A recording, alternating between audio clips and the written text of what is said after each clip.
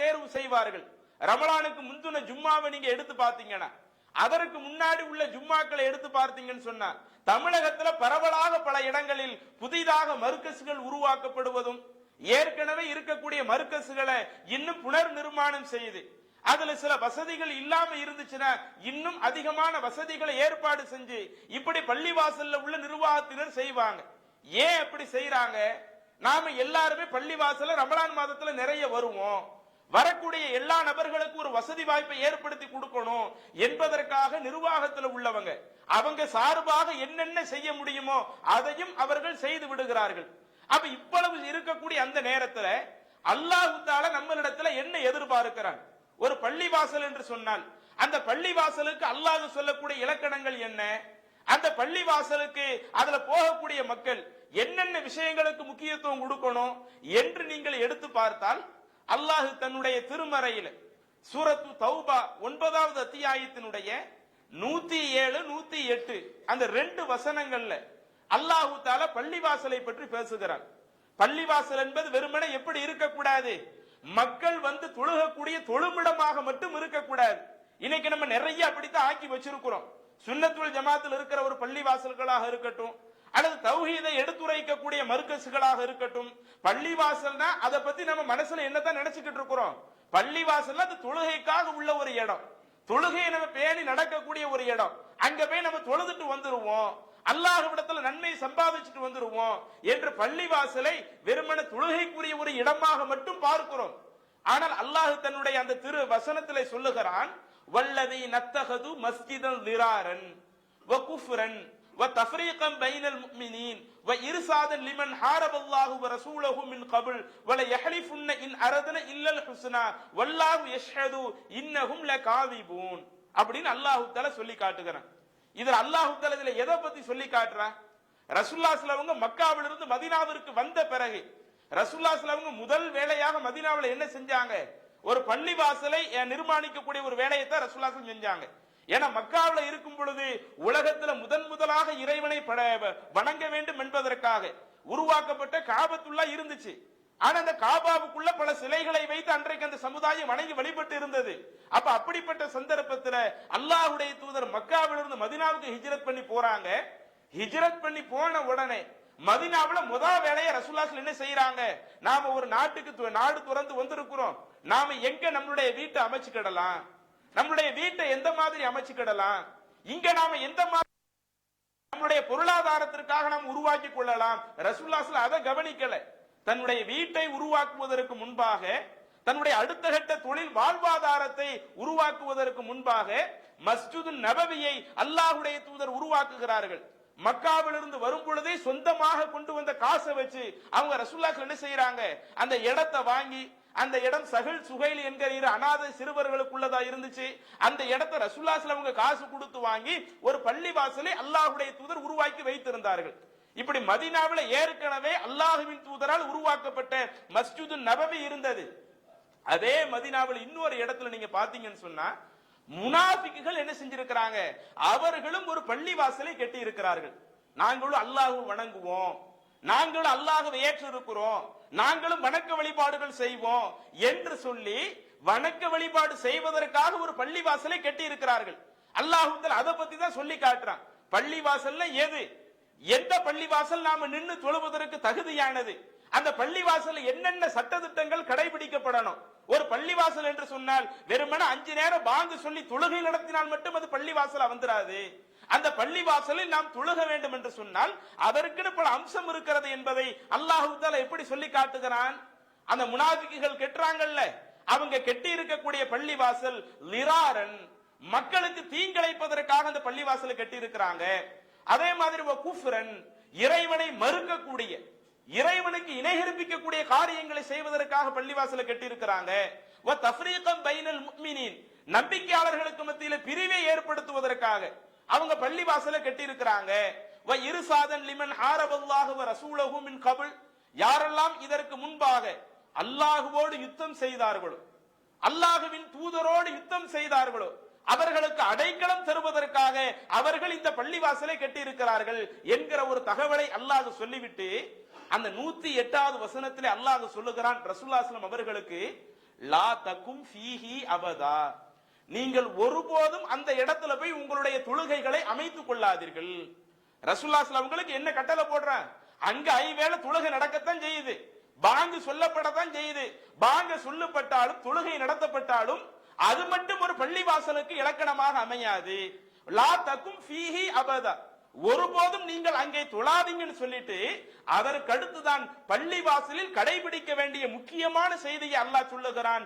ல மஸ்ஜிதுன் உஸ்ஸிஸ அல தக்வா மின் அவ்வலி யௌமின், எந்த இடம் அது ஆரம்பத்தில் இருந்தே இறையச்சத்தின் அடிப்படையில் நிர்மாணிக்கப்படுகிறதோ அந்த இடம்தான் அஹகு அன் தகூம ஃபீஹி, நீங்கள் நின்று தொழுவதற்கு தகுதியான இடம். பள்ளிவாசல்ல நீங்க என்ன அளவுகளை பாத்திர வேண்டாம். அங்க அல்லாஹ் அக்பர் அல்லாஹ் அக்பர்னு பாங்கு சொல்றாங்களே, அங்க இகாமத் சொல்றாங்களே, அங்க ஜமாத் தொழுகை நடத்துறாங்களே, இத நீங்க அளவுகளா பார்க்காதீங்க. பள்ளிவாசல் என்று சொன்னால் வெறுமன ஐவேளை தொழுகை நடத்தப்படக்கூடிய இடம் மட்டுமல்ல. ஒரு இடத்தை நீங்கள் பள்ளிவாசல் என்று முடிவெடுப்பதாக இருந்தால் அங்கே நீங்கள் நின்று தொழுவதற்கு தகுதி என்ற ஒன்று இருக்கிறது என்று சொன்னால் அந்த இடம் எப்படிப்பட்ட இடமாக இருக்கணும்? ஆரம்பத்தில் இருந்தே இறையச்சத்தின் அடிப்படையில் நிர்மாணிக்கப்பட்ட ஒரு இடமாக இருக்கணும். அந்த இடம்தான் நீங்கள் நின்று தொழுவதற்கு தகுதியானது என்று அல்லாஹ் சொல்லிவிட்டு ஃபீஹி ரிஜாலுன் யுஹிப்பூன ஐயத்தஹரு, அந்த இடத்துல அந்த மஸ்ஜிது நபவியில அதுல அல்லாஹ்வை விரும்பக்கூடியவர்கள் இருக்கிறாங்க, தூய்மையை விரும்பக்கூடிய ஆண்கள் எல்லாம் அங்க இருக்கிறாங்க.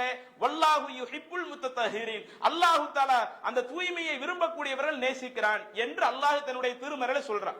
அப்ப இந்த வசனம் நமக்கு சொல்லக்கூடிய கருத்து என்ன? வெறுமன ஐவேளை தொழுகை நடக்கிற இடம் மட்டும் பள்ளிவாசல் அல்ல. ஒன்றை நாம் பள்ளிவாசல் என்று முடிவு செய்வதாக இருந்தால் அது இறையச்சத்தின் அடிப்படையில் நிர்மாணிக்கப்பட்டதாக இருக்கணும் அப்படிங்கிற ஒரு தகவலை அல்லாஹ் தஆலா தன்னுடைய தூதருக்கு குர்ஆன்ல ஒரு பாடமாக நடத்துகிறான். அப்ப இறையச்சத்தின் அடிப்படையில் நிர்மாணிக்கப்பட்ட பள்ளி அப்படின்னா என்ன? ஒரு இடத்துல என்ன நடக்குதுன்னா அங்கே இறையச்சம் இருக்கிறது. உதாரணத்திற்கு எடுத்துக்கிடுங்களேன், நேற்றைய தினமா முந்தைய தினமான்னு சரியா தெரியல, திருச்சியில நத்தஹர்சான் சொல்லக்கூடிய ஒரு தர்கா ஒன்று இருக்கிறது. அந்த தர்காக்கள்ல என்ன பண்றாங்க? தர்காவையும் பள்ளிவாசலையும் முன்னாத்தான் வச்சிருக்கிறாங்க. ஏதோ நாங்க அங்க உருஸ் கொண்டாடுகிறோம் என்ற பேரில வெளியே மேலதாளம் அடித்து நம்முடைய இஸ்லாமிய சமூகத்தை சார்ந்த ஆண்கள் அங்க வெளியே நின்று ஆட்டம் போட்டு, அங்க இசை என்பது நம்முடைய மார்க்கத்தில் அனுமதியா? சினிமா படத்துல உள்ள படிக்கக்கூடிய அந்த இசைங்கிறது அனுமதியா?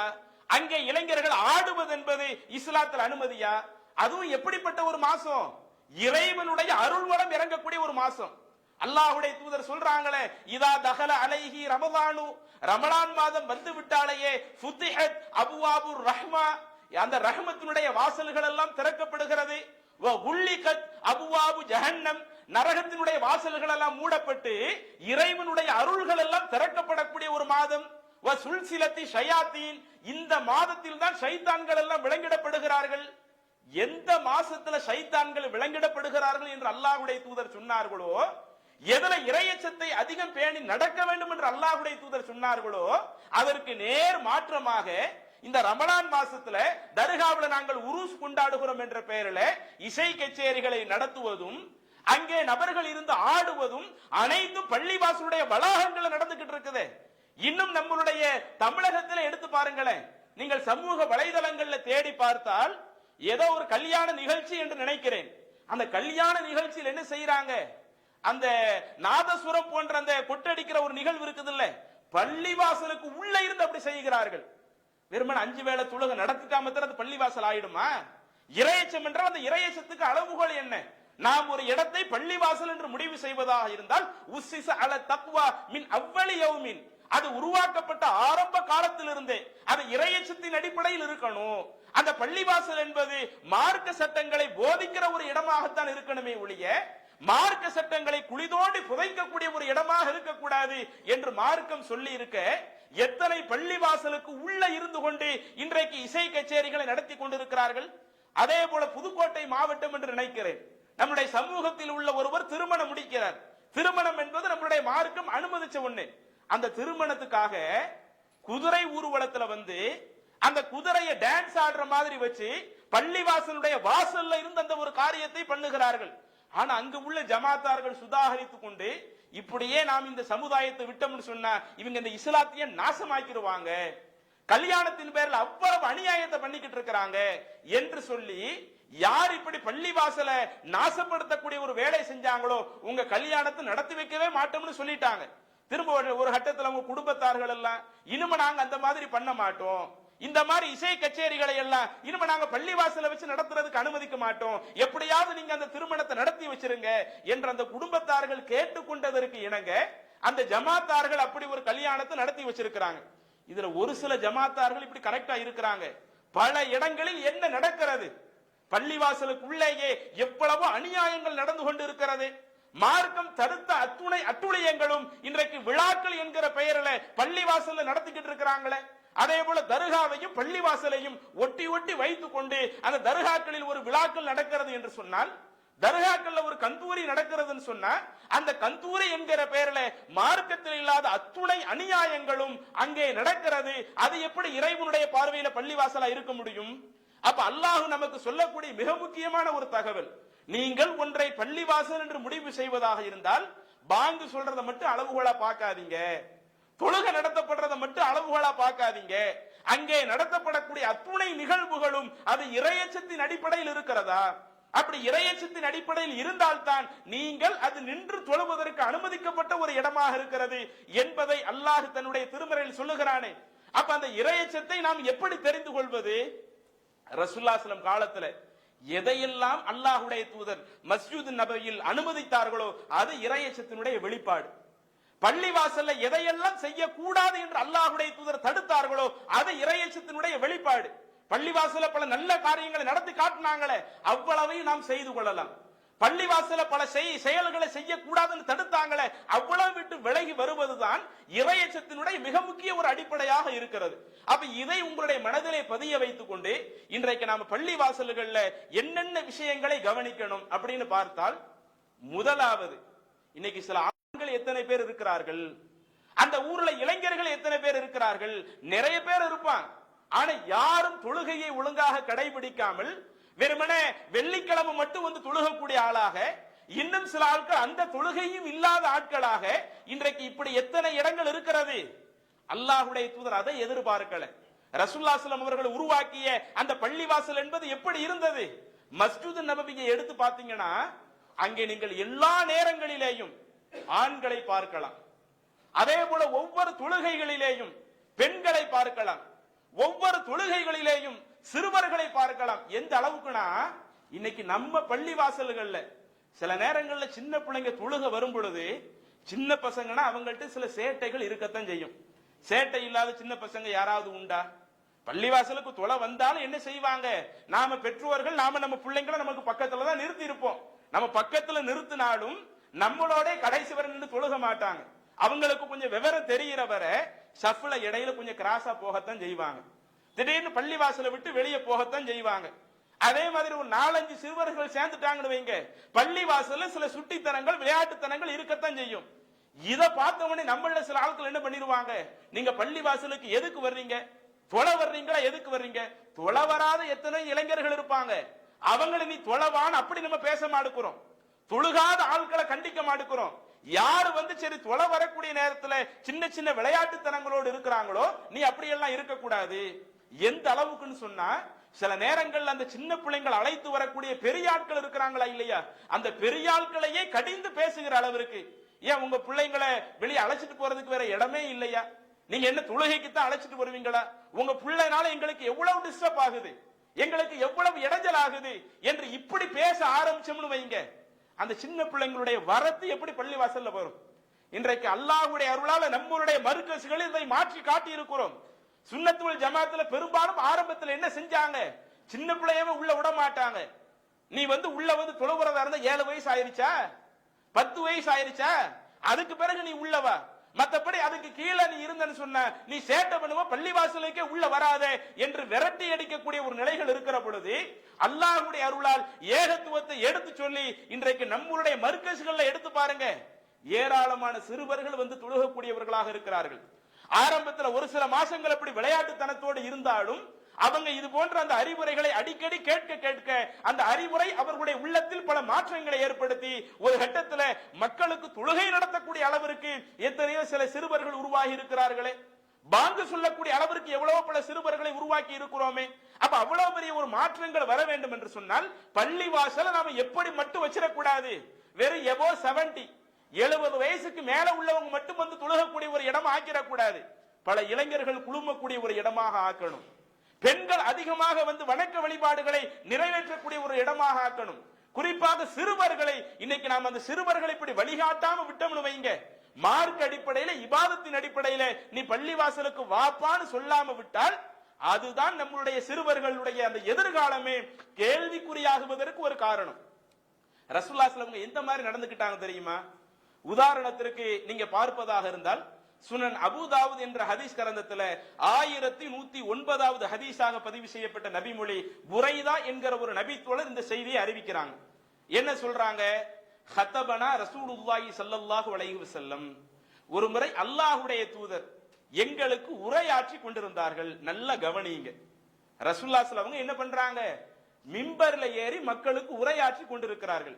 அப்படி உரையாற்றுகிற பொழுது ஃபஅக்பலல் ஹஸனு வல் ஹுசைனு கமீசானி அஹ்மரானி, அல்லாஹ்வின் தூதருடைய பேரர்களான ஹசன் ரலியல்லாஹு அன்ஹு அவர்களும் ஹுசைன் ரலியல்லாஹு அன்ஹு அவர்களும் சிகப்பு நிற சட்டை அணிந்து சிகப்பு நிற ஆடை அணிந்து, அவங்க ரொம்ப சின்ன வயசுல உள்ள பிள்ளைங்க நடந்து வர்றதா இருந்தா தத்தி தத்தி நடந்து வருவாங்களா இல்லையா?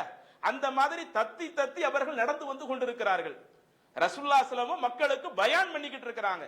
பயான் பண்ணும்போது தன்னுடைய பேர பிள்ளைங்களை பார்த்த உடனேயே அந்த ஹதீஸ்ல தொடர்ச்சியாக பார்க்கிறோம், ஃபநஸல, அல்லாஹ்வுடைய தூதர் அந்த மிம்பரில் இருந்து இறங்கி ஃபஅகதஹுமா, அந்த இருவரையுமே ரசூலுல்லாஹி ஸல்லல்லாஹு அலைஹி வஸல்லம் அவர்கள் எடுத்து அரவணைத்துக் கொண்டு ஃபஸஇத பிஹிமல் மிம்பர, அந்த இரு பேர குழந்தைகளோடு அல்லாஹ்வுடைய தூதர் மிம்பரில் ஏறினார்கள். மிம்பரில் ஏறிவிட்டு சும்மா கால, பிறகு அல்லாஹ்வுடைய தூதர் சொன்னார்கள், சதகல்லாஹ், அல்லாஹ் தஆலா உண்மையை தான் சொல்லி இருக்கிறான்.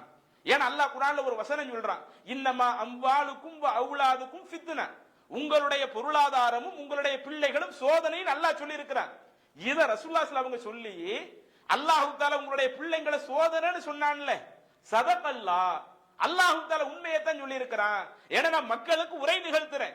அப்படி மக்களுக்கு உரை நிகழ்த்துகிற பொழுது ரஐது ஹாதைன், என்னுடைய இரண்டு இந்த பேர குழந்தைகளை பார்த்த உடனே ஃபலம் அஸ்பீர், என்னால பொறுமையாவே இருக்க முடியல.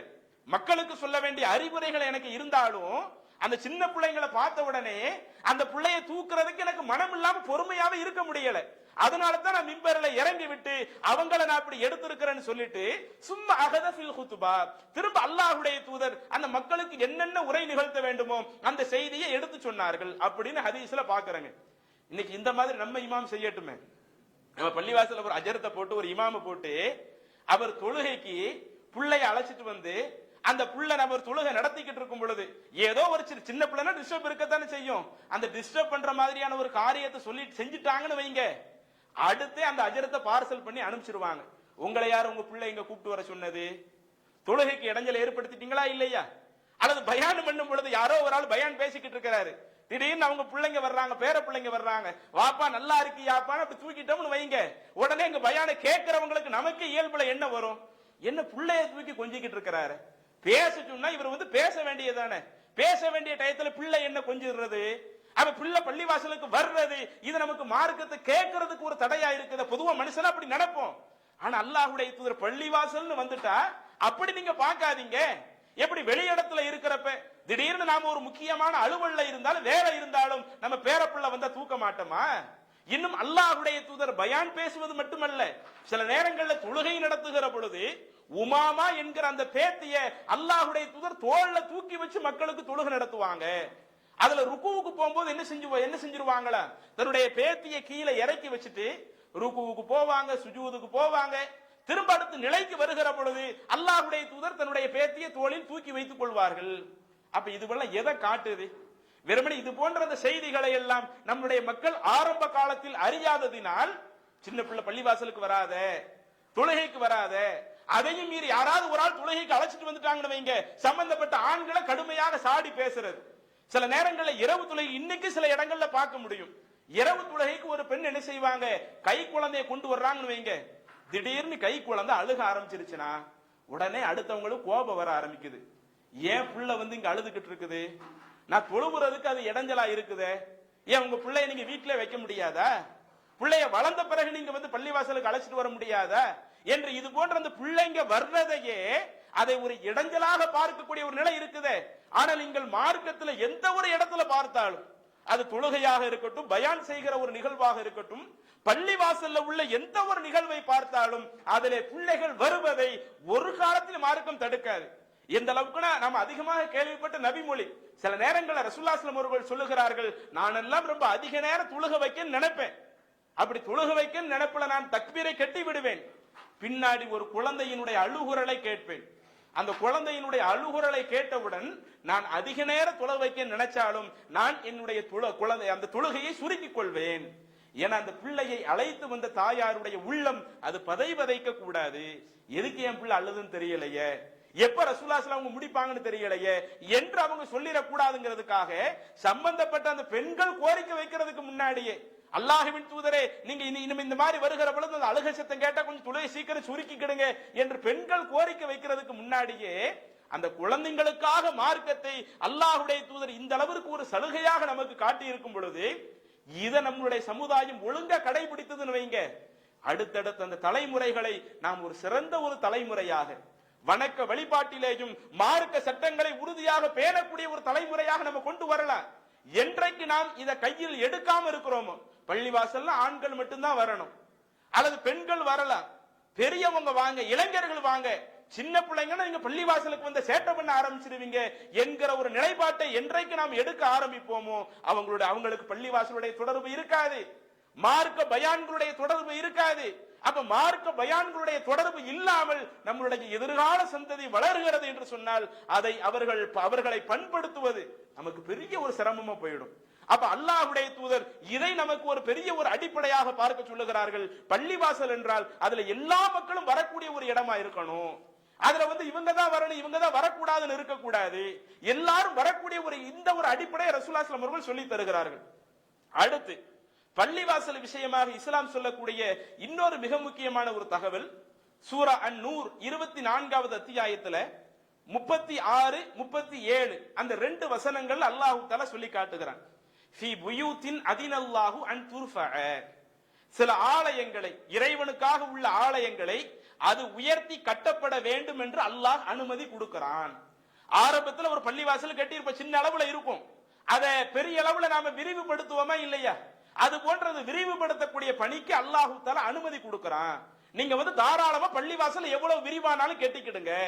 வயுதுகரு ஃபீ ஹஸ்முஹு, அப்படி விரிவுபடுத்துவது எதற்காகத்தான் இருக்கணும், இறைவன் அதிகம் அதிகம் நினைக்கப்படுவதற்காகத்தான் இருக்கணும். தன்னுடைய காசு பணத்தை காட்டுறதுக்காக நம்ம பள்ளிவாசலை கட்டக்கூடாது. அதை கூட ரசூலுல்லாஹி ஸல்லல்லாஹு அலைஹி வஸல்லம் மிக கடுமையாக கண்டிக்கிறார்கள். லா தகூமு ஸாஅ ஹத்தா யதபாஹன் நாஸு ஃபில் மஸாஜித், இந்த பள்ளிவாசல் விஷயத்துல ஒருவருக்கொருவர் பெருமை அடிக்காத வரை கியாம நாள் ஏற்படாது.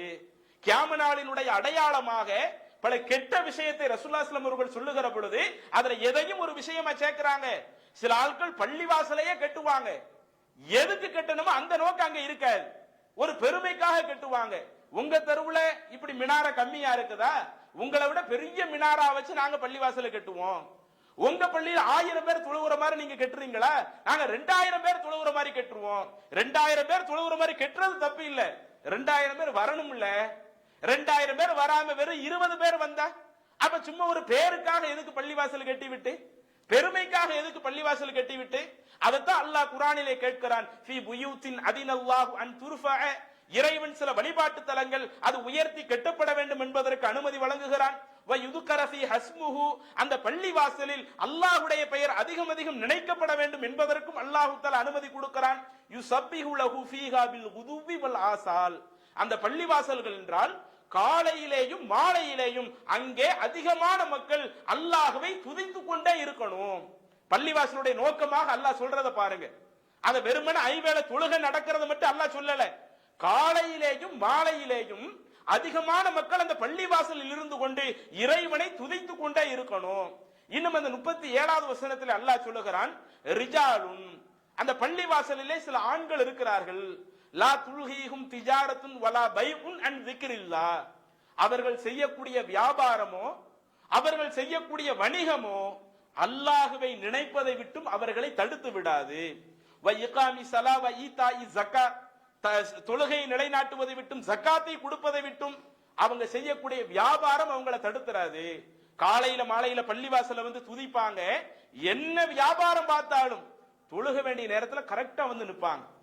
தொழுகை அல்லாத உபரியான நேரங்கள் இருந்தாலும் அந்த உபரியான நேரங்களிலேயும் அவங்க சும்மா வெளியே எங்கேயாவது செலவழிச்சோம்னா நிறைய பாவமான காரியத்தை பண்ண வேண்டி இருக்குதுன்னு வைங்க, அப்படி கிடைக்கக்கூடிய ஓய்வு நேரங்களையும் வெளியே செலவழிக்காமல் பள்ளிவாசலில் செலவழிக்கக்கூடியவர்களாக இருப்பார்கள் என்று அல்லாஹு தஆலா சொல்லிவிட்டு யகாஃபூன யௌமன், அவர்கள் ஒரு அந்த மறுமை நாளை பயப்படக்கூடியவர்களாகவும் இருப்பார்கள்.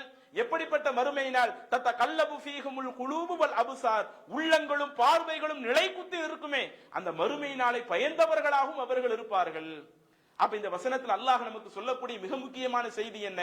நாம எவ்வளவு பெரிதாக பள்ளிவாசலை கெட்டிக் கொள்ளலாம், பள்ளிவாசலை கெட்டுவது மார்க்கத்தில் தவறல்ல. அதற்காக எவ்வளவு லட்சங்களை வேண்டுமானாலும் செலவு செய்து கொள்ளலாம், அதிலேயும் மார்க்கத்தில் தவறல்ல. ஆனால் அந்த பள்ளி வாசல்கள் முழுக்க முழுக்க அல்லாஹ்வை அதிகம் துதிக்கப்படக்கூடிய ஒரு இடமாக இருக்குதா? இறைவனை நினைவு கூறக்கூடிய ஒரு இடமாக இருக்குதா? வெறுமன ஐவேளை தொழுகையையும் தாண்டி இதர நேரங்களிலேயும் பள்ளிவாசலில் இருந்து அல்லாஹ்வை அல்லாஹ்வினுடைய மார்க்கத்தை படிப்பது, அல்லாஹ்வை அதிகம் அதிகம் நினைவு கூறுவது, இது போன்ற விஷயங்கள் இருக்குதா? இத மார்க்கம் நமக்கு ஒரு அடிப்படையிலேயே நமக்கு சொல்லி காட்டுதுங்க. இன்னும் ரசூலுல்லாஹி ஸல்லல்லாஹு அலைஹி வஸல்லம் அவர்களும் இதே கருத்தை நமக்கு ஒரு நபி மொழியிலே உணர்த்தி காட்டுகிறார்கள். நாமெல்லாம் அதிகமாக கேள்விப்பட்ட ஒரு செய்தி தான் சஹீஹ் முஸ்லிம்ல 687வது செய்தியாக பதிவு செய்யப்பட்ட ஒரு செய்தி. அனஸ் இப்னு மாலிக் ரலியல்லாஹு அன்ஹு அவங்க இந்த செய்தியை அறிவிக்கின்றார்கள். அனஸ் இப்னு மாலிக் அவங்க சொல்றாங்க, ஒரு முறை நாங்க எல்லாருமே ரசூலுல்லாஹி ஸல்லல்லாஹு அலைஹி வஸல்லம் அவங்க உட்பட நாங்க எல்லாருமே பள்ளிவாசல்ல இருந்தோம். அப்படி பள்ளிவாசல்ல இருந்த நேரத்துல இது ஜாஅ அராபியுன், ஒரு கிராமவாசி ஒருவர் வந்தார். வந்து ஃபகாம யபூலு ஃபில் மஸ்ஜித், அவர் பள்ளிவாசலிலேயே சிறுநீர் கழிக்க ஆரம்பித்து விட்டார். அன்னைக்கு அந்த ரசூலுல்லாஹி ஸல்லல்லாஹு அலைஹி வஸல்லம் பள்ளிவாசலுக்கு இன்னைக்கு இருக்கிற மாதிரி பெரிய அளவுல இருக்குமா? முன்னாடி பாத்தீங்கன்னா பேரித்த மரத்தை அதனுடைய தண்டுகளை நட்டி வைத்து இப்படி சிம்பிளாகத்தான் பள்ளிவாசல் இருக்கும். அப்ப இது வந்து கொஞ்சம் ஒரு நிழல் தரக்கூடிய ஒரு இடமா இருக்கே நினைச்சு அவர் பள்ளிவாசலுக்கு வருகிறார். வந்து விட்டு என்ன செய்து விடுகிறார்? பள்ளிவாசலிலே சிறுநீரையும் கழிக்கிறார். இப்படி இதை பார்க்கக்கூடிய அந்த நபித்தோழர்களுக்கு கடுமையான கோபம் வருது. நம்ம அல்லாஹ்வை வணங்குறதுக்காக ஒரு பள்ளிவாசல் கட்டினா அந்த பள்ளிவாசலுக்குள்ளேயே இப்படி சிறுநீர் கழிக்க ஆரம்பிக்கிறாரு என்று அதை பார்த்த நபித்தோழர்களுக்கு கடுமையாக கோபம் வருகிற பொழுது அப்ப அல்லாஹ்வுடைய தூதர் நபித்தோழர்களை ஆசுவாசப்படுத்துகிறார்கள். நீங்க கோபப்படாதீங்க, அவங்களுக்கு இது பள்ளிவாசல்னு தெரியாது, தெரியாம தான் அவங்க இந்த மாதிரியான ஒரு காரியத்தை பண்ணிட்டாங்க, நீங்க பொறுமையா இருங்க என்று பொறுமையாக இருக்க சொல்லுகிறார்கள். அப்படி பொறுமையாக இருக்க சொல்லிட்டு அவர் சிறுநீர் கழித்து முடித்தவுடனே ரசூலுல்லாஹி ஸல்லல்லாஹு அலைஹி வஸல்லம் அவர்கள் அந்த நபரை தன்னிடம் வர சொல்லுகிறார்கள். அப்ப சஹாபாக்களும் அந்த நபரை அல்லாஹ்வின் தூதரிடத்தில் அழைத்து வருகிற பொழுது அப்ப ரசூலுல்லாஹி ஸல்லல்லாஹு அலைஹி வஸல்லம் அவர்கள் அந்த நபருக்கு ஒரு அழகான ஒரு அறிவுரையை சொன்னார்கள். பள்ளிவாசல்ல என்ன, எதுக்காக நாங்க இந்த பள்ளிவாசலை கட்டி இருக்கிறோம்? ஏன்னா அவருக்கு இந்த பள்ளிவாசல்னு தெரியாது. அந்த பள்ளிவாசலை என்ன செய்யணும், என்ன செய்யக்கூடாது, எதற்காக இந்த கட்டடம் நிர்மாணிக்கப்பட்டிருக்கிறது என்பதை அறியாமல் இருக்கிறார். அப்ப அல்லாஹ்வுடைய தூதர் சொல்லுகிறார்கள், இன்ன ஹாதிஹில் மசாஜித், நாங்க இப்படி உலகத்தில் அல்லாஹ்வை வணங்குவதற்காக சில பள்ளிவாசல்களை கட்டுறோமே, அந்த பள்ளிவாசல் என்பது லா தஸ்லுஹு லி ஷைஇன் மின் ஹாதல் பௌலி வலல் கதர், நீங்க நினைக்கிற மாதிரி நீங்க செஞ்ச மாதிரி இப்படி யூரின் போறதுக்காக சிறுநீர் கழிக்கிறதுக்காக இதுக்காக நாங்கள் ஏற்பாடு செஞ்ச ஒரு கட்டடம் கிடையாது. இன்னமா ஹிய, இந்த பள்ளிவாசலை நாங்கள் கெட்டி இருப்பதெல்லாம் லி திக்ரில்லாஹி அஸ்ஸ வஜல், எங்களை படைச்ச அல்லாஹ் இருக்கிறான்ல, கண்ணியமிக்க அல்லாஹ் இருக்கிறானே, அந்த அல்லாஹ்வை அதிகம் அதிகம் நினைவு கூறுவதற்காக நாங்கள் இந்த பள்ளிவாசலை கட்டி இருக்கிறோம். வஸ்ஸலா, இறைவன் எங்களுக்கு கடமையாக்கி இருக்கிற, இறைவன் எங்களுக்கு உபரியாக தந்திருக்கிற அந்த தொழுகையை நிலைநாட்டுவதற்காக இந்த பள்ளிவாசலை கட்டி இருக்கிறோம். வகிராஅத்தில் குர்ஆன், இறைவன் எங்களுக்கு வழங்கி இருக்கக்கூடிய அந்த வேதத்தை நாங்கள் படிப்பதற்காக இந்த பள்ளிவாசலை கட்டி இருக்கிறோம். இது நாங்க சும்மா பொழுதுபோக்குக்காக கட்டல, அல்லது யூரின் போறதுக்காகவோ மலம் போடுவதற்காகவோ அல்லது இந்த உலகத்தினுடைய இதர தேவைகளுக்காகவும் இந்த இடத்தை நாங்க கட்டல. இந்த இடத்தை நாங்கள் நிர்மாணித்த நோக்கமே எங்களுக்கு நாங்க அல்லாஹ்வை அதிகம் அதிகம் நினைக்கணும், எங்களுக்கு கடமையாக்கப்பட்ட அதே மாதிரி எங்களுக்கு வலியுறுத்தி சொல்லப்பட்ட தொழுகையை நிலைநாட்டணும், குர்ஆனை இங்கிருந்து நாங்க அதிகமாக ஓதணும், இப்படி அந்த இறை தொடர்புல இருக்க வேண்டும் என்பதற்காகத்தான் நாங்கள் இது போன்ற அந்த ஆலயத்தை எழுப்பியிருக்கிறோம் என்று அல்லாஹ்வுடைய தூதர்.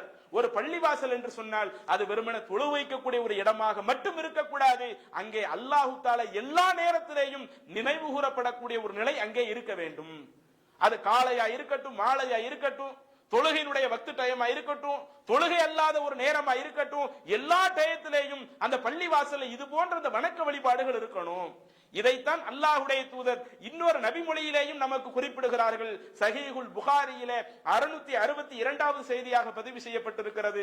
அபூ ஹுரைரா ரலியல்லாஹு அவர்கள் குறிப்பிடுகிறார்கள், மன் கதா இலல் மஸ்ஜிதி அவ் ராஹ, யார் ஒருவர் காலையிலேயும் மாலையிலேயும் பள்ளிவாசலுக்கு போய் வருவாரோ, ஐவேளை தொழுகைக்கு போய் வருவாரோன்னு ரசூலுல்லாஹ் சொல்லல. காலையில் எனக்கு டைம் கிடைக்குதா, நான் பள்ளிவாசலுக்கு அந்த நேரத்தை செலவழிக்கணும். மாலையில எனக்கு டைம் கிடைக்குதா, நான் அந்த நேரத்தை பள்ளிவாசல்ல செலவழிக்கணும். இப்படி காலையிலேயும் மாலையிலேயும் யார் பள்ளிவாசலுக்கு போய் வருவாரோ, பள்ளிவாசலில் பள்ளிவாசல்ல போனா நம்ம சும்மா அங்க தூங்குறதுக்காக போக மாட்டோம், வணக்க வழிபாடு போன்ற மார்க்கம் சொல்லக்கூடிய நல்ல விஷயத்தை செய்யறதுக்கு தான் போவோம். அப்ப இப்படி யார் போய் வருகிறாரோ, அஅத்தல்லாஹு லஹு நுஸலஹு மினல் ஜன்னா, அவருக்கு அல்லாஹு தஆலா மறுமையில் அவர் சொர்க்கம் போவாரே, அந்த சொர்க்கத்தில் அல்லாஹ் அவருக்கு ஒரு தங்குமிடத்தை தயார் பண்ணுவானே, அவன் நமக்கு அல்லாஹ் தஆலா சில வசிப்பிடத்தை வச்சிருப்பான்ல, அப்ப அந்த வசிப்பிடத்தை இறைவன் தயார் செய்வான். எந்த அளவிற்கு? குல்லமா கதா அவ் ராஹ, அவர் காலையிலேயும் மாலையிலேயும் எவ்வளவு நேரத்தை அந்த பள்ளிவாசலிலே செலவழிக்கிறாரோ, அப்படி பள்ளிவாசலில் செலவழிக்கக்கூடிய அந்த நேரங்களை எல்லாம் அல்லாஹ் அந்த டயத்துல அவர் சொர்க்கத்துல, இப்ப இங்க பள்ளிவாசல 1 மணி நேரத்தை செலவழிக்கிறோம்னு வைங்க, அந்த 1 மணி நேரமாக அந்த அடியானுக்காக இறைவன் மறுமையில சொர்க்கத்தில் அவனுடைய தங்குமிடத்தை தயார் செய்கிறான் என்று அல்லாஹ்வுடைய தூதர் சொல்லுகிறார்களே. அப்ப நம்ம அந்த இஸ்லாம் எதிர்பார்க்கக்கூடிய இறை ஆலயம் என்பது, அந்த இறை ஆலயத்தில் நாம கடைபிடிக்க வேண்டிய முக்கியமான விஷயம் என்பது ஐவேளை தொழுகை நடத்தப்படக்கூடிய இடமாக மட்டும் இருக்கக்கூடாது. அனைத்து மக்களும் எல்லா சந்தர்ப்பங்களிலேயும் தங்களுக்கு கிடைக்கக்கூடிய நேரங்களை வணக்க வழிபாடு போன்ற அந்த உபரியான வணக்கங்களை செய்வதற்காக, இறைவனை அதிகம் அதிகம் பெருமைப்படுத்துவதற்காக, இறைவனுடைய வேதமான அந்த குர்ஆனை எடுத்து படிக்கக்கூடிய ஒரு இடமாக, இது போன்ற அந்த பெர்பஸ்க்காக பள்ளிவாசல்கள் பயன்படுத்தப்படணும். அல்லாஹ் தஆலா தெரியப்படுத்துறான்ல. ஆனா இன்னைக்கு நம்மளுடைய எல்லா இடங்களிலும் அப்படி நடக்குதா? தமிழகத்துல எத்தனை பள்ளிவாசல்கள் இருக்குதோ, அது சுன்னத் ஜமாத் பள்ளியா இருக்கட்டும், அது யாருடைய பள்ளியா இருக்கட்டும், எல்லா இடங்களிலேயும் இறைவன் சொல்லக்கூடிய அந்த சட்ட திட்டங்களை நாம் முறையாக கடைபிடிக்கிறோமா? அதை நாம் சற்று சிந்தித்து பார்க்க வேண்டும். அதே மாதிரி அந்த பள்ளிவாசல்ல வணக்க வழிபாடுகளையும் தாண்டி இந்த சமுதாயத்தை மார்க்க அடிப்படையில் பண்படுத்த வேண்டும் என்று சொன்னால், இந்த சமுதாயத்தை இஸ்லாமிய சட்டதிட்டங்களில் பக்குவப்படுத்த வேண்டும் என்று சொன்னால், அவர்களுக்கு மார்க்க அறிவுரைகள் சொல்லக்கூடிய ஒரு இடமாக, மார்க்க அறிவுரையிலேயே ஒரு சமுதாயத்தை வென்றெடுக்கக்கூடிய ஒரு இடமாக பள்ளிவாசல்கள் இருக்க வேண்டும். ரசூலுல்லாஹ் காலத்துல வெறும் 10 ஆண்டு தானங்க, மதீனாவுல ரசூலுல்லாஹ் 10 வருஷம் தான் இருந்தாங்க. அந்த 10 ஆண்டு காலத்துல மக்காவுல 13 வருஷம் இருக்கும்போது என்ன மாற்றத்தை அல்லாஹ்வின் தூதரால் காண முடியலையோ, அது போன்ற விஷயங்களை வெறும் 10 வருஷத்துல அந்த சமுதாயத்தையே டோட்டலாக ரசூலுல்லாஹ் மாத்தி காட்டினாங்களே, அவ்வளவு மாற்றங்களும் எப்படி அல்லாஹ்வின் தூதரால் மாற்ற முடிந்தது? எல்லாமே ஒருவருடைய உள்ளத்துல மார்க்கத்தை கொண்டு போய் சேர்க்கிற பொறுப்பு அல்லாஹ்ட்ட தான் இருக்குது.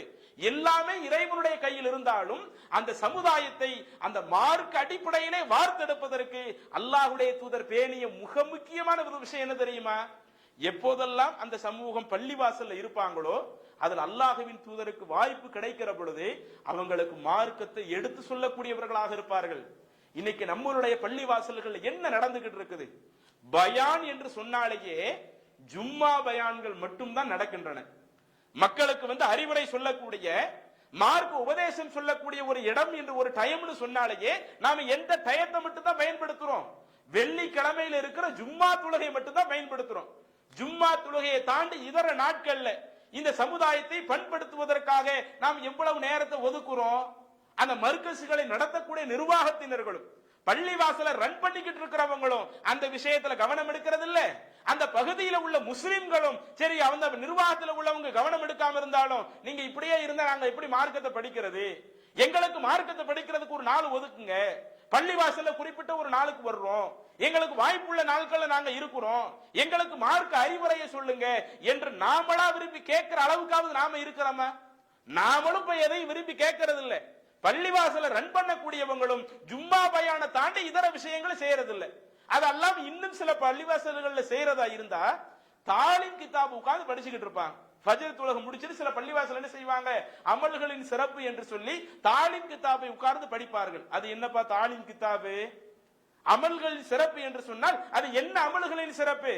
அமல்களுடைய சிறப்பை அல்லாஹ் சொல்லி இருக்கணுமா இல்லையா? அல்லாஹ் சொல்லக்கூடிய குர்ஆன் வசனத்தை சொல்ல மாட்டார்கள். அல்லாஹ்வுடைய தூதர் சொல்லக்கூடிய அந்த நபி மொழியில பல அமல்களுடைய சிறப்பை சொல்றாங்க, அதை மேற்கோள் காட்ட மாட்டார்கள். அந்த மகான் அப்படி இருந்தார், இந்த மகான் இப்படி இருந்தார், கபருக்குள்ளேயே தொழுகக்கூடியவராக இருந்தார். கபூர்ல தொழுகிறதுக்கு அல்லாஹ் தஆலா கடமையாக்கல. நமக்கு தொழுகுங்கிறதே உயிரோடு இருக்கும் பொழுதுதான். என்னைக்கு நமக்கு இந்த உலகத்தை விட்டு நம்ம பிரிஞ்சு போயிட்டோமோ அதற்கு அடுத்தெல்லாம் நம்ம தொழுக முடியாது. ஆனா இந்த மகன் கபருக்குள் தொழுதுகிட்டு இருந்தாரு, இந்த மகன் தொழுகையிலே ரொம்ப அதிகமா நீடித்துக்கிட்டு இருந்தாரு என்று மார்க்கத்தில் இல்லாத பொல்லாத செய்திகளை எடுத்து சொல்லக்கூடிய ஒரு இடமாக பயன்படுத்துறாங்களே. ஒண்ணு அறவே ஜும்மாவை தாண்டி எதையும் பேச மாட்டேங்கிறாங்க, அல்லது அப்படி பேசினாலும் மார்க்க தகவலை முறையாக எடுத்து சொல்லாமல் மக்களை தவறான முறையில வழிகாட்டக்கூடியவங்களா இருக்கிறாங்களே. அல்லாஹ்வுடைய தூதர் அதை செய்யவில்லை. சஹீஹுல் புகாரியில 474வது செய்தியாக பதிவு செய்யப்படுகிறது. அபு வாக்கித் அல் லைசி என்று சொல்லக்கூடிய நபி தோழர் இந்த செய்தியை அறிவிக்கின்றார்கள். பைனமா ரசூலுல்லாஹி ஸல்லல்லாஹு அலைஹி வஸல்லம் ஃபில் மஸ்ஜித், ஒருமுறை அல்லாஹ்வுடைய தூதர் பள்ளிவாசலிலே எங்களோடு இருந்து கொண்டிருந்தார்கள். அப்படி இருக்கக்கூடிய நேரத்துல ஃபஅக்பல ஸலாஸத்து நஃபரின், 3 நபர்கள் அந்த சபைக்கு வந்தார்கள். அந்த சபைக்கு வந்துட்டு ஃபஅக்பல இஸ்னானி இலா ரசூலில்லாஹி ஸல்லல்லாஹு அலைஹி வஸல்லம், அந்த 3 பேர்ல 2 ஆளு அந்த சபையில வந்து கலந்து கொள்ளக்கூடியவராக இருந்தார். வ ذهب வாஹிதுன், இன்னொரு ஆளோ அந்த சபையில உட்காராம போயிட்டாரு. அப்ப அந்த பயான்ல உட்காராம போனதுல இருந்தே இது எந்த பயான் இல்லைன்னு விளங்குது, ஜும்மா பயான் இல்லைன்னு விளங்குது. ஏன்னா ஜும்மா பயான் நம்ம என்ன செஞ்சாகணும், எப்ப இமாம் மிம்பர்ல ஏறுறாங்களோ கண்டிப்பா அதுக்கு முன்னாடியே பள்ளிக்கு வந்தாகணும். இமாம் அந்த பயான முடிக்க கண்டிப்பா நம்ம அதுல உட்கார்ந்தாகணும். அதற்கு அடுத்து 2 ரக்காயத்தை கண்டிப்பா நம்ம தொழுதாகணும். அப்ப அந்த 3 நபர்கள்ல 2 பேர் வந்து உட்கார்ந்ததுல, ஒரு ஆள் உட்காராம போனதுல, இது அனைத்தையும் வச்சு பார்க்கிற பொழுது இது ஜும்மா பயான் அல்லாம இதர நேரத்துல ரசூலுல்லாஹி ஸல்லல்லாஹு அலைஹி வஸல்லம் அவர்கள் செய்த ஒரு பயானை குறிக்கிறது. அப்ப ரசூலுல்லாஹி ஸல்லல்லாஹு அலைஹி வஸல்லம் பயான் பேசுறப்பயே இந்த 3 பேருடைய செயல்களையும் கவனித்து விடுகிறார்கள். கவனித்து விட்டு கடைசியாக சொல்லுகிறார்கள், அலா உஹ்பிருக்கும் அனி ஸலாஸா, நான் இப்படி பயான் பேசுறப்போ ஒரு 3 பேரை கவனிச்சேன், அவங்களை பத்தி நான் உங்களுக்கு சொல்லி தரட்டுமா என்று அல்லாஹ்வுடைய தூதர் கேட்டுவிட்டு சொல்லுகிறார். அம்மா அஹதுஹும், அந்த 3வரில் ஒருவர் அந்த உரையில ரொம்ப ஆர்வத்தோடு வந்து உட்கார்ந்துகிட்டார். முன்னாடி ஒரு இடம் காலியா இருக்கிறப்ப ரொம்ப கவனமாக கேட்கணுங்கிறதுக்காக தன்னுடைய கவனத்தை முழுக்க முழுக்க அந்த உரையிலேயே அவர் செலுத்திக் கொண்டார். ஃபஆவா இலல்லாஹ், அவர் தன்னை அல்லாஹ்விடத்திலேயே ஒப்படைக்கக்கூடியவராக இருந்தார். ஃபஆவாஹுல்லா, அல்லாஹ்வும் அந்த அடியாரை அரவணைத்து விடுகிறான். அல்லாஹ்வும் அவர் அரவணைச்சு, என் செய்தியை கேட்கறதுக்காக வந்திருக்கிறல்ல, ரொம்ப ஆர்வத்தோடு இருக்கிறல்ல, நான் இந்த செய்தியை உன் உள்ளத்துல கரெக்டா பதிய வச்சிடுறேன் என்று அல்லாஹ்வும் அந்த அடியானை அரவணைக்கிறான். வ அம்மல் ஆகரு, அந்த 2வது நபரோ ஃபஸ்தஹியா, அந்த உரையில உட்கார்ந்தாரு, ஆனா ஏனோ தானோன்னு கவனம் இல்லாம கொஞ்சம் ஒரு பொடுபோக்குத்தனத்துல உட்கார்ந்தாரு. அப்படி உட்கார்ந்த நபருக்கு ஃபஸ்தஹியல்லாஹு மின்ஹு, அல்லாஹ்வும் அந்த செய்தியை கொண்டு போய் சேர்க்கிறதுல அவங்க எந்த இன்ட்ரெஸ்ட்ல இருக்கிறாங்களோ அதே அளவுக்கு அல்லாஹ் அந்த செய்தியை கொண்டு போய் சேர்ப்பான். அவங்க இன்ட்ரெஸ்ட் குறைஞ்சு சும்மா உட்கார்ந்து இருக்கிறாங்கன்னு வைங்க, சரி ஏதோ பயானு உட்கார்ந்தா நன்மை அப்படி ஏனோதானு உட்கார்ந்தா அங்க சொல்லப்படக்கூடிய தகவலும் அவருக்கு ஏனோதானு போய் பதியுமே ஒழிய ஆணித்தரமாக அவருடைய உள்ளத்துல பதியாது. அடுத்து அந்த 3வது நபரை பற்றி குறிப்பிடுகிறார்கள். அம்மல் ஆகர், அந்த மற்றொருவரோ ஃபஅரல, அந்த சபையவே உட்காராமல் அவர் புறக்கணித்து சென்றார். ஃபஅரலல்லாஹு அன்ஹு, அல்லாஹ்வும் அவருக்கு அந்த தகவலை கொண்டு போய் சேர்க்காமல் அல்லாஹ்வும் அவரை புறக்கணித்து விடுகிறான்.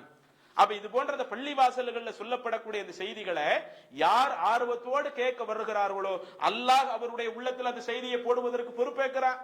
யார் வந்து இதுல ஒரு பொடுபோக்குத்தனமா உட்கார்ந்து இருப்பாங்க, ஆனா பெரிய அளவுல கவனம் இல்லாம இருக்கிறாங்களோ அல்லாஹ்வும் அதே நிலையில தான் அந்த தகவலை கொண்டு போய் சேர்ப்பான்.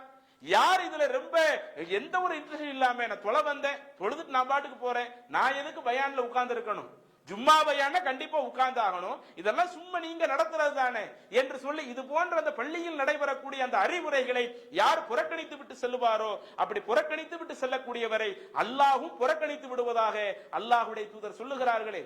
அப்ப இந்த நபிமொழியில நமக்கு தெரியக்கூடிய முக்கியமான ஒரு தகவல், பள்ளிவாசல் என்று சொன்னால் அது ஐவேளை தொழுகை மட்டும் நடைபெறக்கூடிய இடமாக, அதே போல வெள்ளிக்கிழமை மட்டும் மக்களை பண்படுத்தக்கூடிய உரையை ஆற்றக்கூடிய ஒரு இடமாக அந்த பள்ளிவாசல் இருக்கக்கூடாது. அதை தாண்டி ஆண்களுக்கு எப்போது ஃப்ரீ டயர் இருக்குதோ அவர்களை உட்கார வைத்து மார்க்கத்தை சொல்லக்கூடிய ஒரு இடமாக இருக்கணும். பெண்களுக்கு எப்போது மார்க்கத்தை சொல்வதற்கு வாய்ப்பு கிடைக்குதோ அவர்களை அந்த பள்ளியில் வைத்து மார்க்கத்தை சொல்லக்கூடிய ஒரு இடமாக இருக்கணும். அதே போல சிறுவர்கள், இளைஞர்கள், அவர்களுக்கு எப்போது இந்த மார்க்கத்தை சொல்வதற்கான நேரங்கள் இருக்கிறதோ அந்த டயத்தில் அவர்களை வைத்து மார்க்கத்தை சேர்க்கக்கூடிய ஒரு இடமாக இருக்கணும். இப்படி அனைத்து சந்தர்ப்பங்களிலேயும் தன்னுடைய இறைவனுடைய கொள்கையை மக்களுக்கு எடுத்து சொல்லக்கூடிய ஒரு இடமாகவும் பள்ளிவாசல் இருக்க வேண்டும் என்பதை இஸ்லாம் எதிர்பார்க்கிறது. இதுவெல்லாம் அந்த இறையச்சத்தில் அடங்கும். இறையச்சத்தின் அடிப்படையில் நிர்மாணிக்கப்பட்ட பள்ளின்னு அல்லாஹ் தன்னுடைய தூதருக்கு சொல்றான்ல. ஒரு பள்ளிவாசல் என்று சொன்னால் அது தொழுகையை தாண்டி, இறைவனை நினைக்கக்கூடிய செயல்களை தாண்டி இது போன்று மார்க்க அறிவுரைகளையும் கேட்கக்கூடிய ஒரு இடமாக இருக்க வேண்டும் என்கிற சட்டத்திட்டத்தையும் அல்லாஹ் சொல்லுகிறான். அப்ப இதுவெல்லாம் பள்ளிவாசல்கள்ல கரெக்டா இருக்குதா? அத மக்களும் இந்த விஷயத்துல கூடுதல் கவனம் எடுக்கணும். ஒவ்வொரு பள்ளியையும் ரன் பண்ணக்கூடிய அந்த நிர்வாகத்தினர்களும் இதுல கொஞ்சம் கூடுதல் கவனம் எடுக்கணும். சரி, அடுத்து பள்ளிவாசல்கள்ல செய்யக்கூடாத காரியங்கள் அப்படின்னா என்னென்ன அப்படின்னு எடுத்து பார்த்தா அதுலயும் நிறைய விஷயங்கள் நம்ம இருக்குதுங்க. இன்னைக்கு நாம அதுலயும் ரொம்ப பொடுபோக்குத்தனமாக நிறைய இருந்துகிட்டு இருக்கிறோம். அதுல செய்யக்கூடாத விஷயங்கள்னு பார்த்துட்டா பள்ளிவாசல்கள்ல தேவையற்ற சத்தங்களை உயர்த்துறது அதை நாம் கண்டிப்பாக தவிர்த்து கொள்ள வேண்டும். ஆனா இன்னைக்கு நம்மளால அப்படி இருக்க முடியுதா? குறிப்பா இந்த ரமலான் மாதத்துல எடுத்து பார்த்துக்கிடுங்களேன்.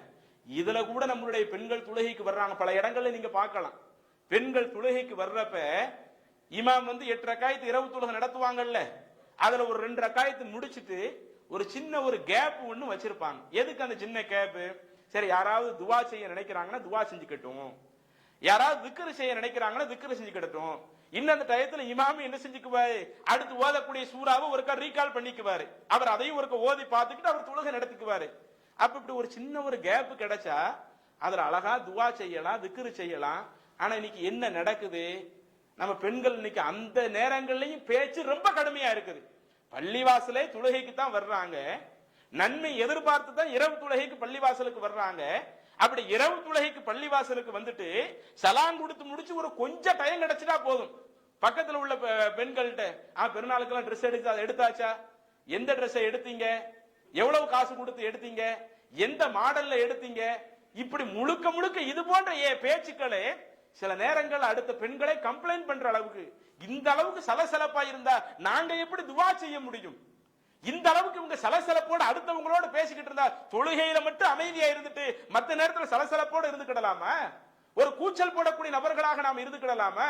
இவங்க இப்படி செய்யறது எங்களுக்கு இபாதத்தை செய்ய முடியறது இல்ல. இன்னும் சில இடங்கள்ல பயான் பேசுகிற பொழுது இந்த மாதிரியான காரியம் நடந்துகிட்டு இருக்குதான். பயான் இப்படி ஒவ்வொரு இரவு தொழுகை முடிச்சு கொஞ்சம் டைம் ஒதுக்கி இருப்போம்ல, அப்படி ஒதுக்கக்கூடிய நேரத்துல நாம என்ன செய்வோம், எப்படியாவது பல தகவலை மக்களுக்கு சொல்லணுங்கிறதுக்காக கத்தி பேசிக்கிட்டு இருப்போம்.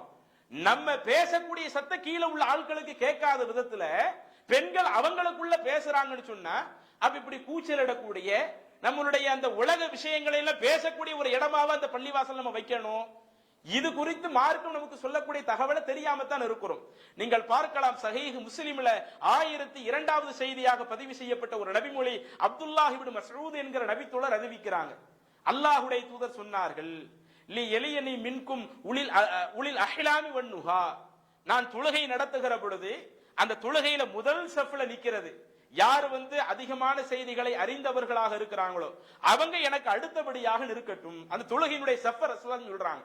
இமாம் ஒரு ஆள் நிப்பாங்க, நான் தொழுகை நடத்துவேன், எனக்கு பின்னாடி இந்த முதல் சஃப்ல யாரு நிக்கணும், இந்த மார்க்க சட்டங்களை யார் ரொம்ப அதிகமா தெரிஞ்சிருக்கிறாங்களோ, குர்ஆனுடைய வசனங்களை யார் அதிக மனப்பாடம் பண்ணிருக்கிறாங்களோ அவங்க இதுக்கு அடுத்து நிக்கணும் என்று சொல்லிவிட்டு சும்மல்லதீன எழுனகும், பிறகு அதற்கடுத்து அறிஞ்சவங்க அதற்கடுத்து அடைஞ்சவங்க என்று இப்படி நீங்க சஃப்களை நின்னுக்கிடுங்க அப்படின்னு அல்லாஹ்வுடைய தூதர் சொல்லிவிட்டு கடைசியாக ஒரு வார்த்தையை குறிப்பிடுகிறார்கள், வ ஈயாக்கும் வ ஹைஷாத்தில் அஸ்வாக்.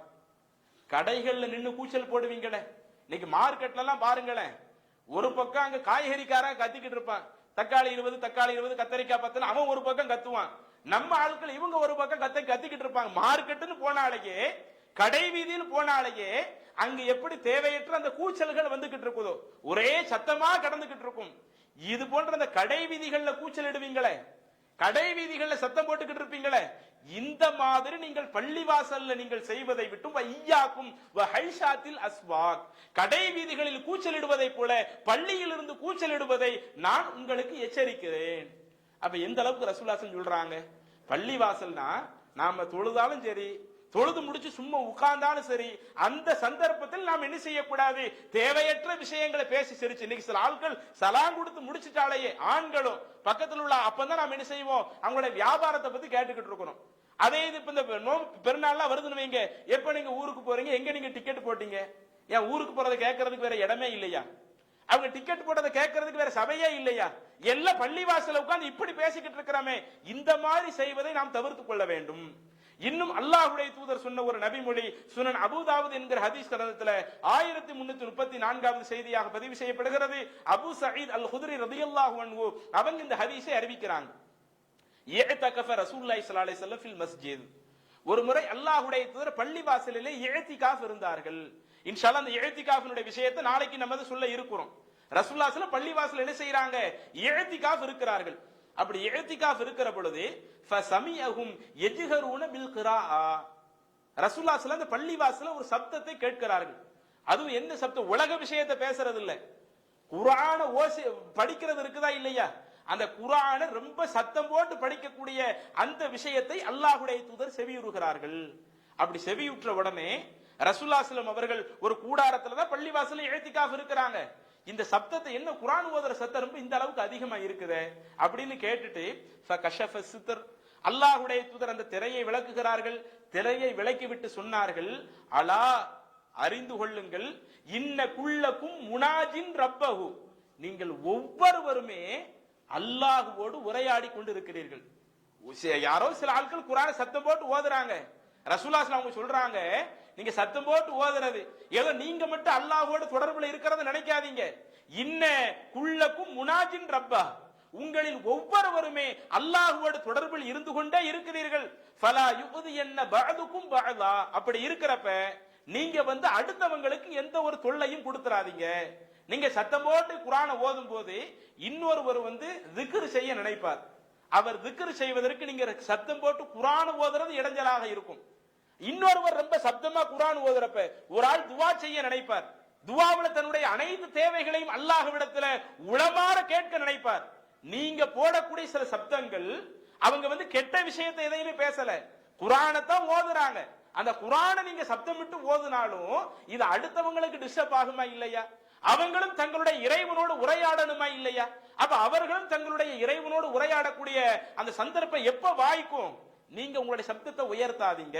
ஃபலா யுதியன்ன பஅதுக்கும் பஅதா, உங்களில் ஒருவர் அடுத்தவருக்கு என்ன செய்ய வேண்டாம், எந்த ஒரு தொல்லையும் தந்தர வேண்டாம். வலா யர்ஃபஅ பஅலுக்கும் அலா பஅலின் ஃபில் கிராஆ, ஓதனா கூட உங்களில் ஒருவர் அடுத்தவங்களுக்கு என்ன செஞ்சிர வேண்டாம், அடுத்தவங்களை விட சத்தம் நீ சத்தமா ஓதுறியா நான் சத்தமா ஓதுறேனா, இப்படி போட்டி போடக்கூடிய ஒரு இடமாக நீங்கள் இந்த பள்ளி வாசலை ஆக்கிக் கொள்ளாதீர்கள். என இங்க ஒவ்வொருவருமே தன்னுடைய நேரத்தை செலவிடுகிறான் என்று சொன்னாலேயே அல்லாஹ்வோடு தன்னுடைய அந்த உரையாடலை தொடங்க மனுஷன் விரும்புறான். அந்த விருப்பத்திற்கு மாற்றமாக அதற்கு நீங்க இடைஞ்சல் தர்ற மாதிரி அமைச்சுக்காதீங்க.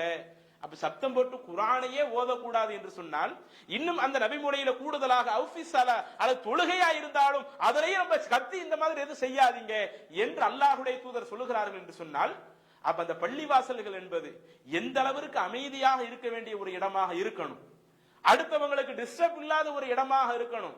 இன்னைக்கு சில நேரங்கள்ல ரெண்டாவது ஜமாத் யாரேனும் தொலை வந்துட்டா கூட நாம உட்கார்ந்து பேசிக்கிட்டு இருக்கிறது ரெண்டாவது ஜமாத்துல தொழுகக்கூடியவங்களுக்கு ஒரு நெருக்கடியா இருக்குதா இல்லையா, அவங்க சில சிரமங்களை உணர்றாங்களா இல்லையா. அப்ப இப்படித்தான் நம்ம பள்ளிவாசல் நடந்து கொள்ள வேண்டுமா? அப்ப அல்லாஹ்வுடைய தூதர் எதை நடந்துக்குன்னு சொல்றாங்களோ அது நமக்கு தெரியாம இருக்குது. ஒரு முறை உமர் ரலியல்லாஹு அன்ஹு காலத்தில் இப்படி ஒண்ணு நடக்குது, கடுமையாக உங்களுக்கு கோபப்பட்டு அந்த உமர் ரலியல்லாஹு அன்ஹு சில விஷயத்தை நடந்து கொள்கிறார்கள்.